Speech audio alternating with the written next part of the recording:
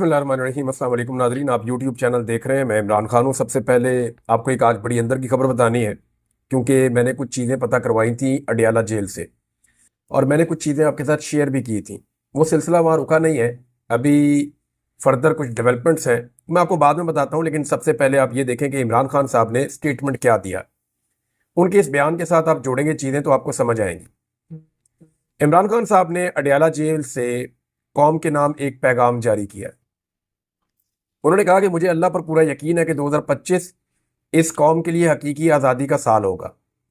रजीम change के बाद मुल्क की मईशत तबाह होकर रह गई है, कारोबार बंद हो रहे हैं और नया सरमाया आने के बजाय सनतकार अपनी इन्वेस्टमेंट निकाल रहे हैं।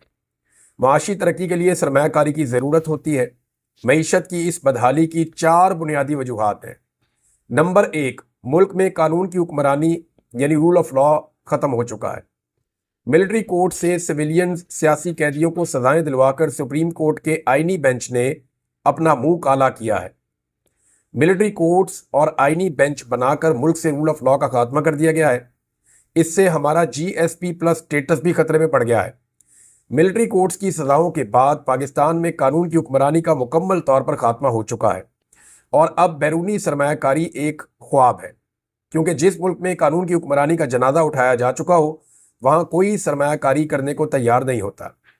आप दबाव के जरिए वक्ती तौर पर दिखावे का इस्तेकाम तो ला सकते हैं, मगर जब तक मुल्क में सरमायाकारी नहीं आती और अवाम का हुकूमत पर एतमाद बहाल नहीं होता, बेरोजगारी और माशी बदहाली को रोका नहीं जा सकता।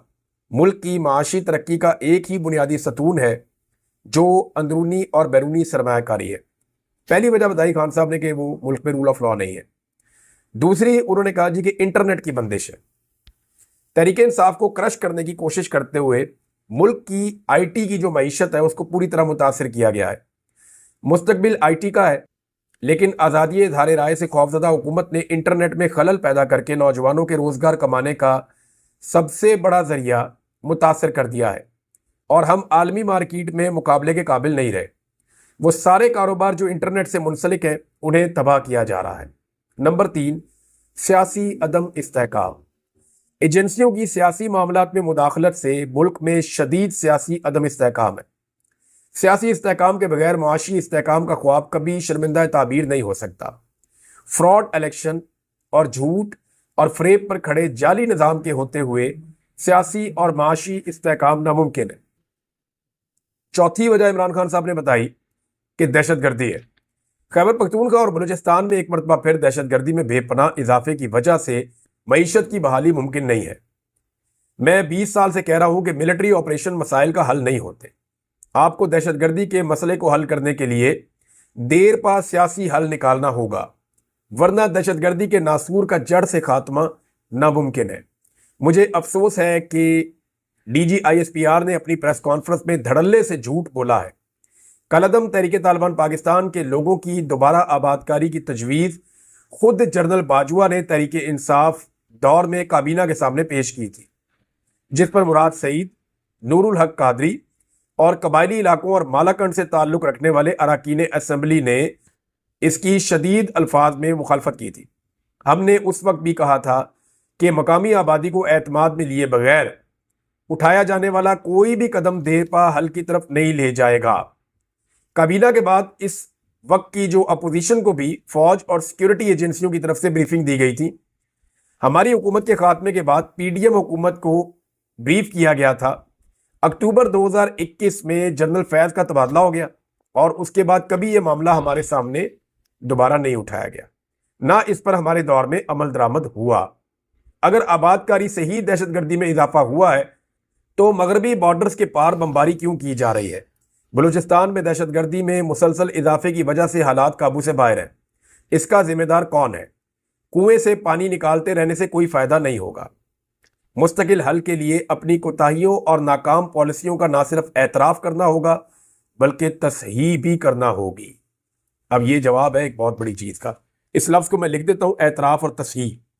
फिर मैं आपको बताता हूँ कि इमरान खान साहब ये क्यों कह रहे हैं। इमरान खान साहब जेल में बैठे हैं, उनके पास बहुत वक्त है, बहुत वक्त है, और वो जानते हैं कि उन्हें किस वक्त क्या स्टेटमेंट देना है।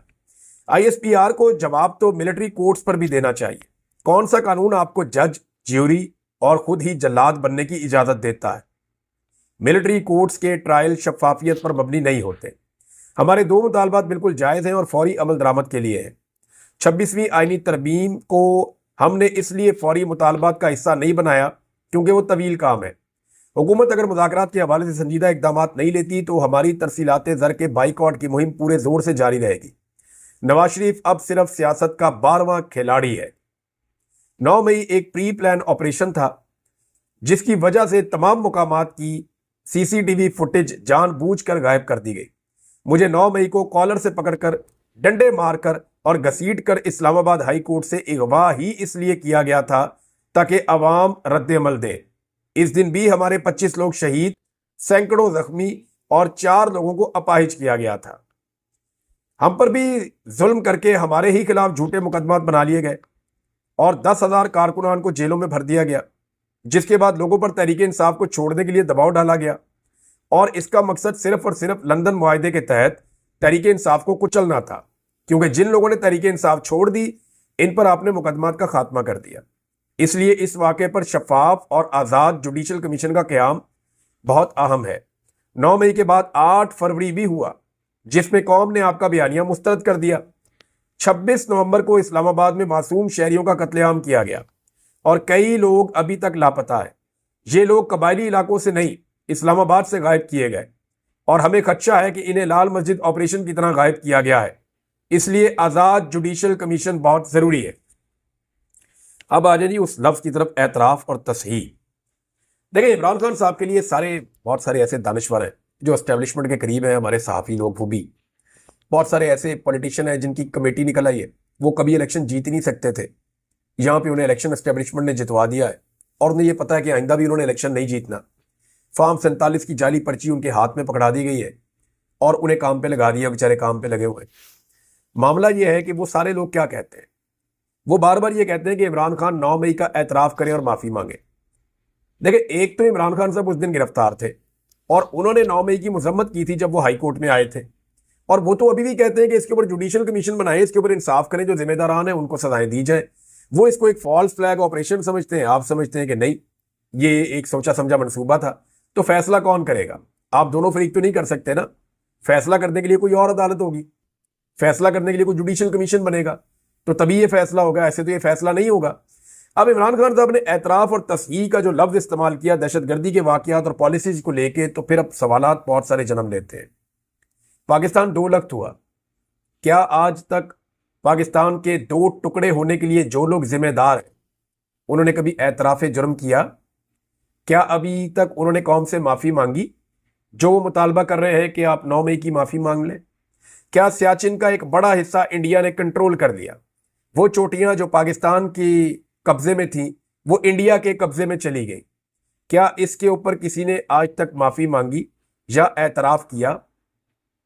कारगिल के अंदर जो कुछ भी हुआ, हमारे बहुत सारे जवान जो है वो शहीद करवा दिए गए एक गलत एडवेंचर के नतीजे में। या तो फिर काम पूरा करते, अमेरिका से डर के वापस नहीं आते, लेकिन वापस आए, अपने जवान शहीद करवा दिए, उनको ओन भी नहीं कर रहे थे। हत्ता कि इंडिया से आने वाली रिपोर्ट्स बता रही है कि लाशें तक उठाई नहीं जा रही थी। तो अब सवाल यह पैदा होता है कि उसका किसी ने एतराफ़ किया? क्या उसके ऊपर किसी ने माफ़ी मांगी? आज तक जुल्फ़िकार अली भुट्टो का जो जुडिशल मर्डर किया गया उसका किसी ने एतराफ़ किया? उसके ऊपर किसी ने माफ़ी मांगी? पाकिस्तान के अंदर जो क्लाशनकोफ कल्चर लाया गया, यहाँ पे पूरी दुनिया से लोगों को इकट्ठा करके तरबियत देके उन्हें मुजाहिद बनाकर अफगानिस्तान के अंदर जंग लड़ी गई, जिसके नतीजे में पाकिस्तान में मंशियात और असलहे की भरमार हो गई। क्या उसके ऊपर आज तक किसी ने एतराफ़ करके माफ़ी मांगी? अगर आप 70 साल तारीख उठाएं तो कम से कम 70 आपको ऐसी बड़ी गलतियां मिलेंगी जो पाकिस्तान की मिलिट्री एस्टेब्लिशमेंट या एस्टेब्लिशमेंट ने की है, जिनके नतीजे में पाकिस्तान का ये हाल हो गया है। क्या किसी एक गलती के ऊपर आज तक किसी ने भी, 4 मार्शल लॉ लगे इस मुल्क में, किसी एक मार्शल लॉ के ऊपर भी माफ़ी मांगी या एतराफ़ जुर्म किया? नहीं किया। तो ये सिविलियन से क्यों कहा जाता है कि आप माफ़ी मांगे तो आपको माफ़ कर देंगे, जबकि वो कह रहे हैं जुर्म हमने किया भी नहीं है और तारीख के अंदर शायद इसका कुछ और लिखा जाए। तो इमरान खान साहब ने बड़ा सोच समझ के ये एतराफ़ और तस्हीह का लफ्ज़ जो है वो इस्तेमाल किया है। आने वाले दिनों में इसकी अगली एपिसोड आएगी तो आपको पता चल जाएगा। अब आ जाए आप इस बात पे जो खबर मैंने आपको देनी है। मैंने आपसे कहा था कि फॉर्च्यूनर गाड़ियां 2 दाखिल हुई हैं अडयाला जेल में, और उन गाड़ियों के अंदर जो लोग मौजूद थे वो बहुत सारे कागजात लेकर जेल के अंदर गए। वो किससे मिले, क्या हुआ, कुछ पता नहीं चला। लेकिन उनको जिस तरह का प्रोटोकॉल दिया गया, ऐसा नॉर्मली एतवार वाले दिन होता नहीं है। और उन लोगों ने कुछ घंटे गुजारे जेल के अंदर, फिर वो निकले, और उनके निकलने से पहले दरवाजे भी खुल चुके थे, रास्ते क्लियर हो चुके थे, और वो फिर गाड़ियां जो है फराटे भरती हुई स्पीड में वहां से निकल गई। ये एक दफा नहीं हुआ, ये मल्टीपल टाइम हुआ है। ऐसा नहीं है, अगर किसी को लगता है कि ये निजाम इमरान खान की मिन्नतें नहीं कर रहा तो ये झूठ है। निजाम इमरान खान साहब को एंगेज भी कर रहा है, उनकी मिन्नतें भी कर रहा है। और एक तो मुज़ाकरात ये हो रहे हैं ना, जो फेस पे हो रहे हैं, सामने आपको दिखाई देते हैं। पाकिस्तान तहरीक इंसाफ की क़यादत आपको बड़ी रिलैक्स नजर आती होगी। एक तरफ तो ये मुज़ाकरात हो रहे हैं जो सामने दिखाई दे रहे हैं, जहां पे मुज़ाकरात खेला जा रहा है कि जी अब 2 तारीख को बैठेंगे, अब फलां तारीख को बैठेंगे। वहां पे पाकिस्तान तहरीक इंसाफ को, क्योंकि हुकूमत को चाहिए फेस सेविंग, उन्होंने कहा जी तहरीरी तौर पर अपने मुतालबात आप ले आए। तो तहरीक इंसाफ ने समझदारी की कि बजाय इतने सारे मुतालबात लिखने के, वही 2 चीजें लिखो जो इमरान खान ने मांगी है। उन्होंने कहा जी हमारे जो बेगुनाह कैदी हैं उनको रिहा कर दिया जाए अंडर ट्रायल, जिनके ऊपर जुर्म साबित नहीं हुआ, उनकी रिहाइयां होनी चाहिए। और नंबर 2, जुडिशल कमीशन बना दें 9 मई पे और 26 नवंबर पे, बात खत्म। तो ये मुतालबात ऐसे हैं जो अगर ये पेश करें तो इसको कोई एनआरओ नहीं कह सकता, डिमांड्स इनको कहा जा सकता है। यानी हुकूमत को लगता था कि इमरान खान की रिहाई मांगी जाएगी, इमरान खान साहब के हवाले से कोई रिलीफ मांगा जाएगा, क्योंकि वो हमेशा यही करते हैं ना। वो जब भी बैठते हैं वो कहते हैं नवाज शरीफ को जेल से बाहर निकाल दें, ये कर दें, हमारे केसेस खत्म कर दें, तो वो इस तरह डील करते हैं। लेकिन यहां पाकिस्तान तहरीक इंसाफ ने समझदारी का मुजाहरा किया कि वही 2 मुतालबात इमरान खान साहब की इंस्ट्रक्शन पे हुकूमत को तहरीरी तौर पे देने का फैसला किया, जो 2 मुतालबात इमरान खान साहब पहले ही पब्लिक कर चुके हैं।